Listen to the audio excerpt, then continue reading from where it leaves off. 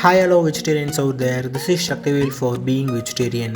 In today's video, we're going to see the multi-vegetable bonda.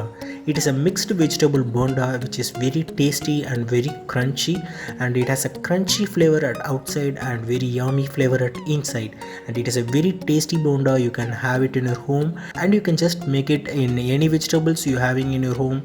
There is no restriction. This or that vegetable should be there in this recipe. You can use the leafy vegetables, carrots, cabbage, coriander, whatever the herbs or whatever the vegetables you are having in your home.